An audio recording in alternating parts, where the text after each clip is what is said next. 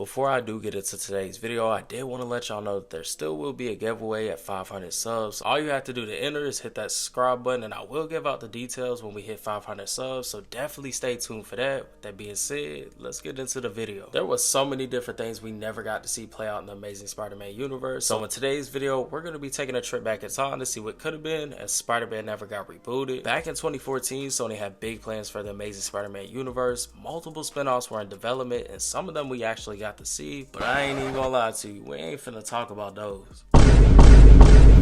Again, Sony had big plans to continue the Amazing Spider-Man franchise, with the first movie to come out after the Amazing Spider-Man 2 being the spin-off Sinister 6 movie, and right after that would be the Amazing Spider-Man 3. A lot of things were already set in motion in the Amazing Spider-Man 2, starting with Rhino. We all know Rhino appears at the end of the movie, but that wasn't the last time we would see of him, because as y'all know, he was recruited by Mr. Fierce, who was appointed by Harry Osborn to build a team, and even with him fighting Spider-Man at the end of the movie, I would assume that he would survive, considering he was going to be a part of the Sinister 6 in the next movie. And while we're on the topic of Mr. Fierce himself is a Spider-Man supervillain who always had deep ties to the criminal underground, while also forming a new edition of the Sinister 6 in the comics, just like his own screen counterpart. So I would assume that he would also return to the Sinister 6 movie. We would have probably seen him recruit and create the remaining members of the Sinister 6, specifically members like Vulture, who was also heavily teased, with the actual wingsuit being shown in the background of the shot with Mr. Fierce. It was rumored that Jonathan Banks or Matthew McConaughey would play Adrian Toomes and be one of the main characters on the roster in the Sinister 6 movie. Now, it's crazy that we would actually end up seeing the Vulture in Spider-Man Homecoming, and I can't help but think that that was on purpose, considering Sony already had plans to introduce him in the Amazing Spider-Man universe. Now, another character that was obviously set to appear in the Sinister 6 movie would be docock. Just like the Vulture wings, we seen Doc Ock's arms in the scene with Mr. Fierce, and it was rumored that either Tim Allen or Christoph Waltz was set to play the character. Now, I ain't even gonna lie to you, I can actually see Tim Allen being a good fit for Dr. Octavius. Just throw some sunglasses on him and it's literally Doc Ock. Another character that was not only teased but actually played a role in the later half of the movie was Felicia Hardy, aka Black Cat. Now, just like the rest of these characters, she would have obviously returned in the follow-up movies to the Amazing Spider-Man 2, and it was said that we would see her slow descent and transformation into a more comic book accurate Black Cat. And I would only guess that a lot of her gadgets and tech would have been stolen from Oscorp, considering she already knew about the secret projects to begin with. I would have definitely liked to see the relationship between her and Peter fleshed out in the Amazing Spider-Man 3. And while I'm on the topic of relationships, not only was Peter set to have some type of relationship with Black Cat, but he was also supposed to be getting to know Mary Jane and building that relationship. And if you didn't know, Mary Jane was originally supposed to appear in the Amazing Spider-Man 2, and there actually is a lot of deleted scenes as well as behind the scenes footage of the two chopping it up that never made it into the final cut in the movie. Now, me saying all that, the biggest thing that has always confused me about the rumors regarding the Amazing Spider-Man 3 is the fact that Peter not only was going to have these two love interests, he actually was going to have three, because it was rumored that Gwen Stacy would be brought back by Oscorp cloning, and on top of that, it was rumored that she would turn into Carnage and fight Spider-Man, Harry Osborn, and the Sinister 6. Now, I ain't gonna lie to you, that whole entire plot sounds stupid as fuck.